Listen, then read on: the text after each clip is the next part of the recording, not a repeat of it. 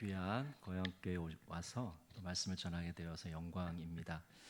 여러분 아시는 것처럼 우리 부산 시찰에서 우리 동광교회나 고향교회나 다 형제 자매처럼 지내는 교회인데요. 너무 감사드리고 또 오늘 74주년 이렇게 되셨다고 말씀을 하시더라고요.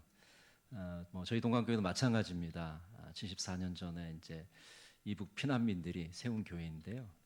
또 고향교회 나이도 똑같더라고요. 너무 감사하고 우리 또 김기태 목사님이랑 저랑 또 갑장입니다. 예, 비슷한 데가 되게 많아요. 같은 서울 사람이기도 한데 심지어 태어난 데도 똑같더라고요. 그래서 제가 이제 봉천동에서 서울 봉천동에서 태어났는데 우리 목사님 거기서 계속 이제 잘하셨고 또 비슷한 시기에 와서 또 이렇게 또 우리 부산 시찰 교회 같이 담임을 하게 되어서 너무 기쁜 마음이 있습니다. 또 오늘 불러주셔서 감사를 드립니다. 미국의 기업 잡지 시스템에서 설문조사를 했습니다. 우리 회사에 필요하지 않은 사람은 어떤 사람인가? 그래서 이제 그 회사원들이 우리 회사에 필요하지 않는 사람에 대해서 이야기를 여러 가지 했어요. 입만 살아있는 사람, 자존심이 강하여 다른 사람과 어울리지 못하는 사람, 다른 사람의 문제에 일일이 참견하는 사람, 현실 감각이 없어서 자신을 과대평가하는 사람, 눈앞의 일에만 정신이 팔려서 큰 흐름을 놓치는 사람, 신중하지 못한 사람, 협조하지 못하는 독선적인 사람, 자신이 하는 일에 자부심을 갖지 못하는 사람, 이런 사람들이 우리 회사에 필요하지 않다. 이렇게 대답을 했습니다. 여러분 어떠세요? 여러분 주변에 이런 분 계십니까? 아마 웃으시는 분들도 계실 텐데 이런 사람 우리 옆에 있지. 본인은 혹시 아닐까요? 하나님께서 쓰시는 사람은 어떤 사람일까? 오늘 함께 생각을 좀 해보려고 하는데요. 설교를 준비하면서 오래전에 신학교를 다니던 때가 생각이 납니다. 이제 신학교 다닐 때 매주 이제 체프를 했어요. 제 기억에는 한 두세 번 계속 예배를 드렸던 것 같아요. 근데 이제 오시는 강사님마다 하는 얘기가 있어요. 참 신기하죠. 서로 짠 것도 아닌데 항상 설교 초대에 이런 말을 해요. 사역자는 많은데 쓸 사람은 없습니다. 그 얘기 왜 할까요? 신학생들한테 야, 너희도 이제 신학교 졸업하고 하나님의 사역자 될 텐데 좀 쓸만한 사람 좀 되라. 그런 차원에서 얘기를 했겠죠. 그때는 그냥 강사님이 하시는 말씀인가 보다 하고 이렇게 흘려들었는데 지금 이제 시간이 지나서 생각해 보니까 왜 그런 말씀을 하셨구나 하는 것들이 다 이해가 됩니다. 우리 그리스도인들에게 소망이 있다면 그것은 바로 하나님께 귀하게 쓰임을 받는 것일 겁니다. 우리가 이왕 이 세상에 태어나서 예수를 믿는데 하나님께 좀 쓰임을 받고 싶다. 하나님께 귀하게 쓰임을 받고 가고 싶다는 것이 우리의 소망일 겁니다. 오늘 사남선교회 헌신 예배인데요. 여러분이 선교회, 우리가 선교회라고 부르잖아요. 여전도에는 이제 전도회라고 부르고 이 선교 전도라는 것은 뭐 하는 겁니까? 복음을 알지 못하는 분들에게 복음을 증거하는 거잖아요. 그러니까 우리가 사남선교회면 모여서 함께 교제하시면서 선교를 위해서 함께 기도하고 또 그것을 힘쓰는 그런 선교회가 되어야 되는 것이죠. 그래서 우리가 헌신 예배를 드리시면서 우리가 이 예수의 복음을 어떻게 전할 것인가, 또 우리가 후원하는 선교사가 있다면, 또 후원하는 교회들이 있다면 그 선교사와 또 교회를 위해서 계속해서 관심을 가지시고 기도해 주시고 또 선교적 사명을 함께 고민하는 시간 되셨으면 좋겠습니다. 오늘 디모데후서 2장에서는 바울은 인정받는 일꾼이 누구인지를 대해서 말씀을 해주고 있습니다. 바울은 디모데에게 교회의 지도자로서 버려야 할 것과 취해야 할 것에 대해서 말씀하고 있는 것이죠. 여러분, 하나님이 들어 쓰시는 사람은 어떤 사람일까요? 오늘 본문에 보면은 먼저 하나님이 쓰시는 사람은 깨끗한 그릇을 쓰신다라고 말씀을 하고 있습니다. 한번 따라해 보실까요? 하나님은 깨끗한 그릇을 쓰신다. 자, 오늘 본문 디모데후서 2장 20절 우리 천천히 한번 같이 읽어볼게요. 큰 집에는 금그릇과 은그릇뿐 아니라 나무그릇과 질그릇도 있어 귀하게 쓰는 것도 있고 천하게 쓰는 것도 있나니. 자, 여기 보면 큰 집이 나옵니다. 여러분 교도소 아닙니다. 큰 집은 교회예요. 교회. 하나님의 백성들이 모인 공동체를 큰 집이라고 합니다. 이 큰 집에는, 이 교회에는, 이 공동체에는 귀하게 하나님께 쓰임 받는 자들이 필요로 하는 것이죠. 중요한 손님이 오실 때 아껴둔 귀한 그릇을 내는 것처럼 하나님은 귀하게 준비된 그릇을 쓰십니다. 그렇기 때문에 우리는 하나님께서 귀하게 쓰실 수 있는 그런 준비된 그릇이 되어야 합니다. 하나님의 그 고귀한 목적과 하나님의 그 사명에 알맞은 그런 귀한 그릇이 되어야 하는 것이죠. 하나님의 뜻을 이루는 도구가 되어야 합니다. 어떻게 하면 내가 하나님께 귀하게 쓰임을 받을 수 있을까요? 자신을 정결하게 해야 합니다. 자신을 깨끗하게 할 때, 깨끗한 그릇이 될 때 하나님께 귀하게 쓰임을 받을 수가 있습니다. 디모데후서 2장 21절에 보면 그러므로 누구든지 이런 것에서 자기를 깨끗하게 하면 귀히 쓰는 그릇이 되어 거룩하고 주인의 쓰심에 합당하며 모든 선한 일에 준비함이 되리라. 집주인이 그릇을 선택하는 기준은 딱 한 가지밖에 없습니다. 이 그릇이 깨끗한지 깨끗하지 않은지가 그 기준이에요. 여러분 식당에 가셨는데 그릇에 밥풀이 묻어 있어요? 고춧가루가 끼어 있어요? 어떻습니까? 맛있게 드십니까? 네, 비유가 좋으신 분들은 드실 테지만 맛있게 먹으려고 왔는데 금방 이 식욕이 사그라지는 거예요. 그런 거 보면은 그릇이 깨끗하냐 깨끗하지 않느냐가 굉장히 중요합니다. 하나님은 당신의 목적을 성취하기 위해서 깨끗한 그릇을 사용하십니다. 거룩하고 정결한 그릇을 사용하십니다. 하나님은 더러운 그릇은 사용하지 않으세요. 깨끗한 그릇이 되기 위해서는 우리 안에 있는 거짓과 악을 제거해야 됩니다. 죄가 하나님의 일을 방해하기 때문입니다. 그래서 우리 안에 정결치 못한 것들, 죄악들이 있다면 먼저 하나님 앞에 회개하면서 우리 자신을 정결하게 할 때 쓰임을 받을 수가 있는 것이죠. 자신을 깨끗하게 하기 위해서는 우리의 교리와 삶이 깨끗해야 됩니다. 그러니까 교리가 깨끗해야 된다는 것은 우리의 생각과 우리의 가치관과 우리의 사상이 깨끗해야 되는 것이죠. 이단 사상, 사이비 사상, 미신에 얽매이지 말아야 됩니다. 거짓 교사와 거짓 예언자들에게 속지 말아야 됩니다. 여러분 유튜브 좋아하세요? 유튜브 많이 보시죠? 근데 좀 안타까운 게 뭐냐면 이 유튜브 환경에 거짓 예언자들이 굉장히 많아요. 저도 이제 가끔 유튜브 보면은 말도 안 되는 소리 하는 사람들이 여기 나와서 방송을 많이 하더라고요. 근데 여러분 우리가 그거 어떻게 알아요? 그 사람이 뭐 진짜 예언자인지 가짜인지 분별력이 필요합니다. 그러니까 말세가 다가올수록 참과 거짓을 구별할 수 있는 그런 분별력이 필요한 거죠. 여러분 그래서 기도하시면서 하나님 이것이 진리인지 진리가 아닌지 깨달을 수 있도록 저에게 분별력을 허락해 주십시오. 또 말씀에 깊이 묵상하는 자에게 하나님께서 그러한 분별력을 허락해 주실 줄로 믿습니다. 또한 자유주의와 근본주의자들에게 휘둘리지 않아야 됩니다. 여러분 자유주의자들은요 자신의 이성을 자신의 생각을 절대시하는 사람들이에요. 남의 말을 듣지 않습니다. 하나님을 인정하지 않아요. 하나님의 존재를 부정합니다. 또 근본주의자들은 어떻습니까? 자기가 알고 있는 그 한 가지만 그것이 전부인 양 다른 사람들에게 집요하게 강요를 합니다.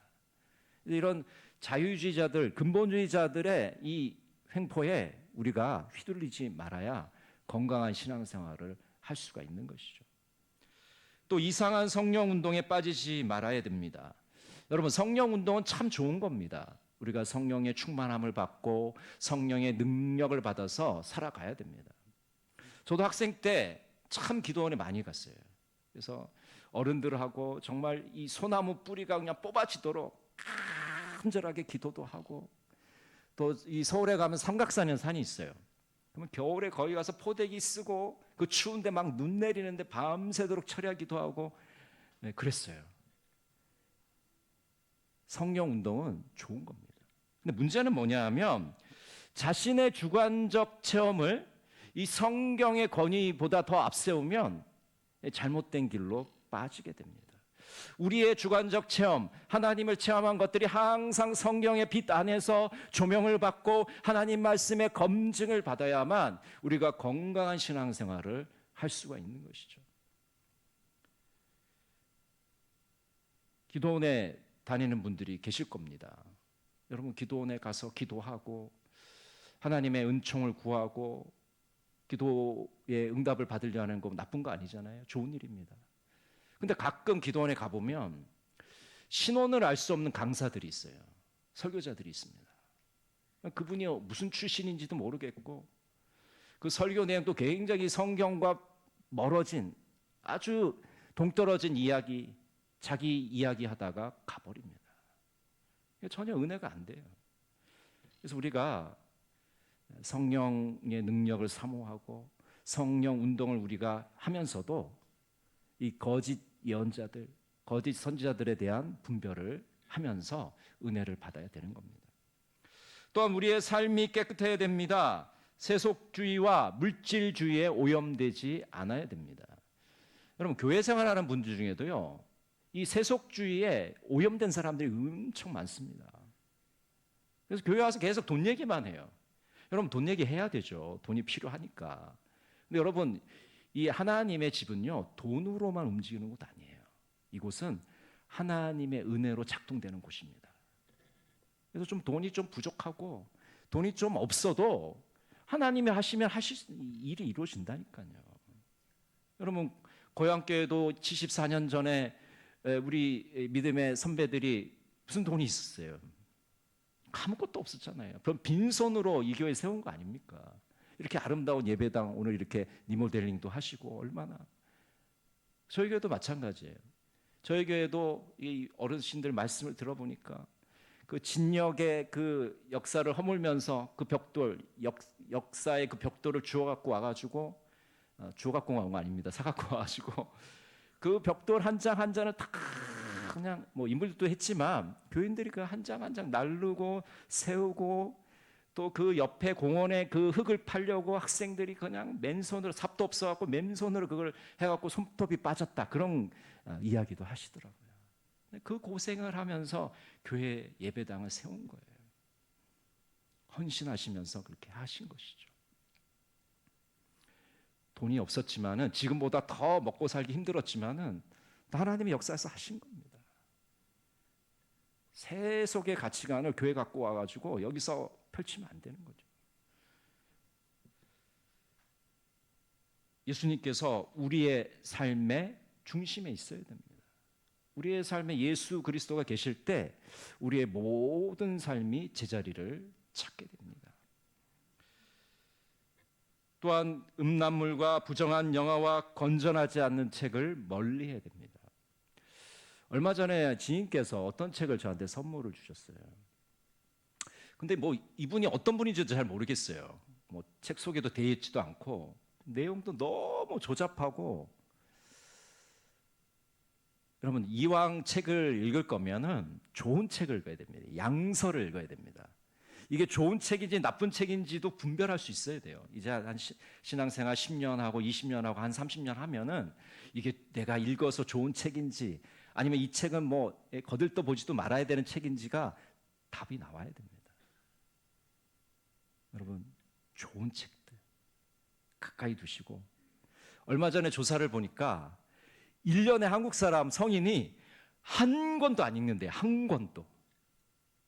얼마나 놀랄 노처입니까, 여러분? 물론 우리 그리스도인들 성경을 읽죠. 그런데 유익한 책들을 한 권도 안 읽는다는 거예요. 우리 뭐 고향교회 교인들은 안 그러시겠죠. 근데 좋은 책들을 내 옆에 두고 계속해서 읽어야 됩니다. 우리 교육자들이 계시잖아요. 교육자들에게 문의를 하셔서 좋은 책들 추천받으셔서 늘 좋은 책들을 읽으시면 좋겠습니다. 우리가 무엇을 누구와 얼마나 많은 시간을 투자하느냐에 따라서 나의 삶의 중심이 어디 있는지를 알게 됩니다. 우리가 가장 시간을 많이 할애하는 사람 누굽니까?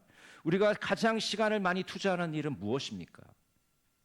그 영역이 깨끗해야 하나님께 귀하게 쓰임을 받을 수 있습니다.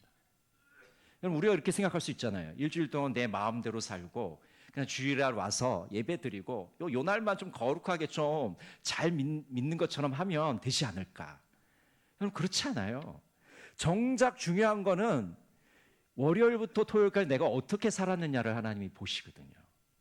그 산 것을 보고 우리가 주일날 와서 결산을 하는 겁니다.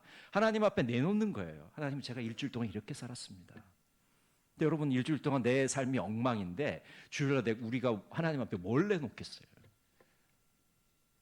우리가 가장 시간을 많이 보내는 거, 우리가 만나서 많은 사람들과 시간을 보낼 때 그 영역 속에 정결함과 거룩함이 묻어나야만 하나님께서 주시는 귀한 그릇이 될 수가 있습니다.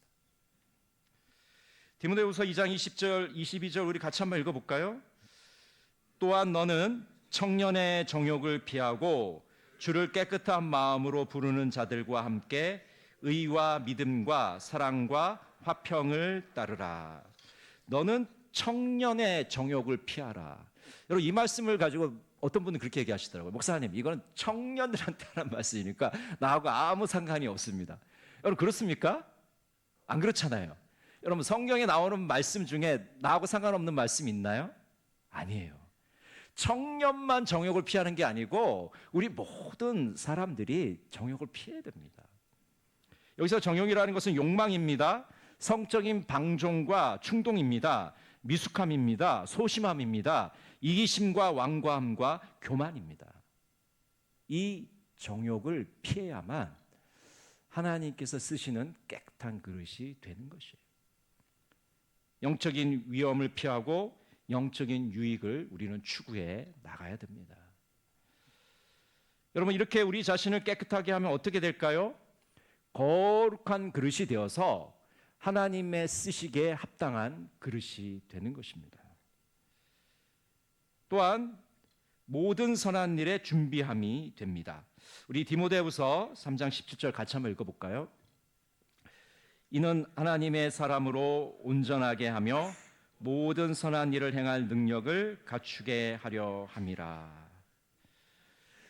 깨끗한 그릇이 되려면 우리 자신을 정결하게 하는 것이 필요합니다. 선한 일을 할 수 있는 능력을 갖추어야 되는 것이죠. 언제든지 주님이 부르시면 응답할 수 있는 상태가 되어야 합니다. 깨끗한 그릇이 되어야만 하나님께 귀하게 쓰임을 받을 수가 있는 것입니다. 두 번째로, 하나님이 쓰시는 사람은 온유한 사람입니다. 한번 따라해 보실까요? 하나님이 쓰시는 사람은 온유한 종이다. 하나님께서는 온유한 종을 쓰십니다. 우리 디모데후서 2장 24절 25절 천천히 한번 같이 읽겠습니다. 주의 종은 마땅히 다투지 아니하고 모든 사람에 대하여 온유하며 가르치기를 잘하며 참으며 거역하는 자를 온유함으로 훈계할지니 혹 하나님이 그들에게 회개함을 주사 진리를 알게 하실까 하며. 워렌 위어스비는 이 온유에 대해서 이렇게 표현하고 있습니다. 온유함은 약함이 아니다. 그것은 통제된 힘이다. 그러니까 우리가 온유하다는 것을 이야기할 때 굉장히 온유하다는 것은 나약하고 무력한 것이라고 생각하기가 쉽습니다. 그런데 온유함은요, 나약하거나 무기력한 것이 아닙니다. 온유한 것은 통제되고 절제된 힘을 우리가 온유하다고 말하고 있는 것이죠. 오늘 본문에 보면은 상냥하게 말을 하고 온순하게 말을 하는 것과 깊은 관련이 있습니다. 여러분 아브라함 링컨 다 아시죠? 미국에서 가장 훌륭한 대통령을 뽑으라고 하면 이 아브라함 링컨을 뽑습니다. 뭐 우리나라도 보면요, 우리나라 뭐 훌륭한 대통령이 없는지 모르겠는데 이 아브라함 대통령 굉장히 우리 한국교회 교인들이 굉장히 좋아하는 인물입니다. 저도 뭐 존경하는 인물이고요. 이 아브라함 링컨에게는 정적이 있었어요. 정치적인 이 적이 있었습니다.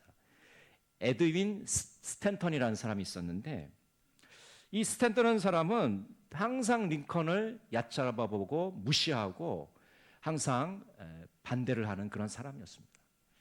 링컨이 이제 대통령에 당선이 되고 내각을 구성하는데 전쟁 장관을 세워야 합니다. 근데 링컨이 이 전쟁 장관에 이 에드윈 스탠턴을 세우게 되는 거예요. 그러니까 참모들이 깜짝 놀랐죠.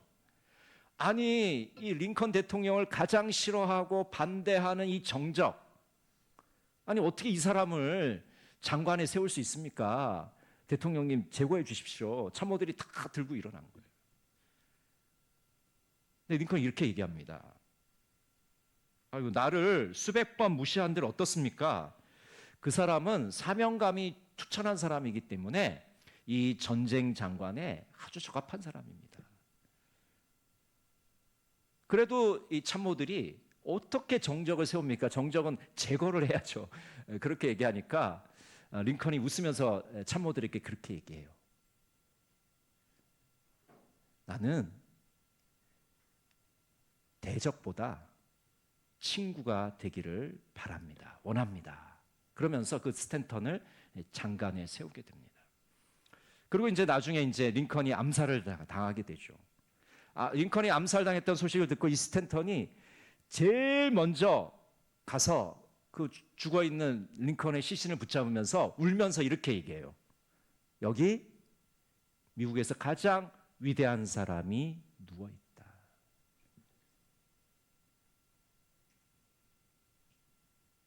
나를 해코지하고 나를 반대하고 나를 미워했던 그 정적, 그를 인정해주고 그를 세워주고 그를 관대하게 대했는데 그 사람조차도 결국에는 링컨의 그 인격의 감화를 받아서 그 링컨의 죽음에 애도를 표하는 모습을 보게 됩니다. 하나님의 종, 하나님의 사역자들은 예의 바르고 온유해야 합니다. 마태복음 11장 29절에 보면 나는 마음이 온유하고 겸손하니 나의 멍에를 메고 내게 배우라. 그리하면 너희 마음이 쉼을 얻으리니. 여러분, 우리가 사랑하는 예수님 어떤 분이셨습니까? 온유하신 분이에요. 온유하신 분. 예수님은 다투지 않으셨습니다. 싸우지 않으셨어요. 겸손하게 자기를 낮추신 분입니다. 오늘 본문 말씀 2장 23절에 보면 어리석고 무식한 변론을 벌이라고 말하고 있습니다. 여러분, 사람들 간의 논쟁은 항상 싸움을 하게 돼 있어요. 그럼 거기서 이기면 뭐가 좋습니까? 내가 승리하는 겁니까? 아니에요. 논쟁에서 이겨봤자 기분만 나쁩니다. 다투지 않고 상대방을 이해하고 양보하고 용서해 줄 때 그 사람이 진짜 이긴 사람 아니겠습니까? 온유한 종은 온유함으로 훈계하는 자입니다. 반대하는 사람을 온화하게 바로 잡아 주어야 합니다. 우리 한국 사람들은요, 내 의견에 반대하는 사람을 나를 반대하는 사람으로 오해합니다. 그래서 내 의견에 반대하면 여러분 어떻습니까? 기분이 나쁘죠? 기분이 상해버려요. 회의를 하다가 내 의견에 반대를 하면요, 기분이 상해요. 기분이 나빠요. 그래서 뭐 심지어는 뭐 회의 도중에 뭐 나갈 수도 있어요. 근데 사실 곰곰이 생각을 해보면 내 의견에 반대를 한 거지 나를 반대한 건 아니거든요. 근데 우리는 내 의견에 찬성을 안 해주면 기분 나빠해요. 나를 반대해? 그래, 두고 보자. 너 말할 때 내가 반대할 거야. 이렇게 얘기하거든요. 근데 사실은 그 사람의 의견을 반대하는 거니까 그렇게 너무 기분 나빠할 필요가 없는 거죠. 부드럽고 위트 있게 상대방을 바로 잡아줄 필요가 있습니다. 여러분, 우리가 막 큰 소리를 지르고 막 고성을 지른다고 그 사람이 변화될까요? 변화 안 돼요. 모르겠어요. 순간 막 위축이 돼서 겁을 먹을지는 모르겠지만 변화시키지 못합니다. 부드러운 말로, 온화한 말로, 상냥한 말로 할 때 그 사람의 마음이 변화되기 시작합니다. 여러분, 나그네의 옷을 벗긴 것이 햇님입니까? 바람입니까? 햇님이잖아요. 이 유치원생들도 아는 이 원리를 우리가 너무 까맣게 잊고 있어요. 자꾸 바람을 불어서 힘을 넣어서 그 사람을 변화시키려고 해요. 내 뜻대로 만들려고 합니다. 절대로 그렇게 되지 않아요. 햇빛을 비춰서 자연스럽게 옷을 벗게 하는 거죠. 그래야만 이길 수 있는 거죠.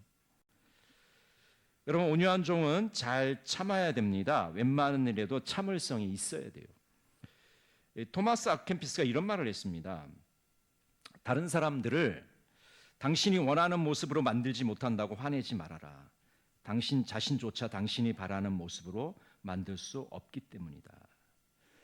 여러분, 어떠세요? 여러분의 가족들, 여러분의 친구들, 여러분 만나는 사람들, 내가 좀 원하는 대로 해줬으면 좋겠는데 그렇게 해주지 않잖아요. 여러분, 그럴 때 화가 나요. 아니, 내가 좀 원하는 대로 해주면 될 텐데 왜 저렇게 자기들 마음대로 하지? 화가 납니다. 근데 여러분, 곰곰이 생각해 보면 나도 내 자신을 어떻게 잘 압니까? 모릅니까? 잘 모르죠? 나도 내 자신을 잘 통제하기가 힘들어요. 어떨 때 보면 뭐 이렇고 어떨 때 보면 저렇고 그래요. 저희 집사람이 지금 저 맨 뒤에 앉아 있는데 아마 설교하는 저를 보면서 웃을 수 있을 것 같아요. 아니, 설교단에서 저렇게 멋있게 설교를 하는데 집에 와서는 왜 저래? 그런 것도 있을 거 아니에요. 그렇죠? 자기 자신도 제대로 통제를 못 하는데 남들 보고 뭐 이래라 저래라, 남들이 이렇게 안 해주니까 기분이 나쁘고 화가 나고, 사실 우리 자신도 제대로 못 하잖아요. 나도 제대로 제 앞가림 못 하잖아요. 근데 뭐 오만 일에 참견을 하고 남한테 훈화를 하고 그러잖아요. 우리 자신을 먼저 들여다보는 것이 필요합니다. 백인당 고사라는 것이 있는데요. 흰백자에 참을인자, 집당자를 써서 이 중국에 이런 고사가 있습니다. 중국의 당나라 고종이 운주지방이라는 곳을 순찰하게 되었어요. 근데 그 운주지방에는 어떤 사람이 있냐면 이 장공예라는 사람이 있었어요. 근데 이 장공예는 아주 집안을 화목하게 만들다고 소문이 난 사람입니다. 그래서 이 고종이 너무 이제 궁금해서 장공예를 찾아갔어요. 야, 장공예야, 너희 집안이 그렇게 화목한 집안이라는데 그 비결이 뭐냐? 그럴 때 장공예가 다른 대답을 하지 않고 참을인자를 100번 써가지고 임금님에게 올립니다. 참을인자 100번. 여러분, 무슨 뜻이에요? 집안이 화목하려면 어떻게 해야 됩니까? 참아야 돼요. 몇 번? 네, 100번 참아야 돼요. 임금님이 그 참을인자 100번을 보시고 눈물을 흘리셨어요. 왜 그러냐면 지금 이 권력 다툼을 하느라고 자기 아들도 죽이고 막 이랬거든요, 이 고종이. 그런데 지금 참을인자 100번을 써서 올리는 모습을 보면서 눈물을 흘리는 거예요. 내가 참았어야 되는데 내가 참지 못해서 내 아들들도 다 제거를 했구나. 이 장공예에게 임금님이 비단으로 큰 상을 내립니다. 여러분, 우리 교회가 백인당이 되지 않아야 될지 않을까요? 우리 가정이 백인당이 되어야 하지 않을까요? 100번 참는 집.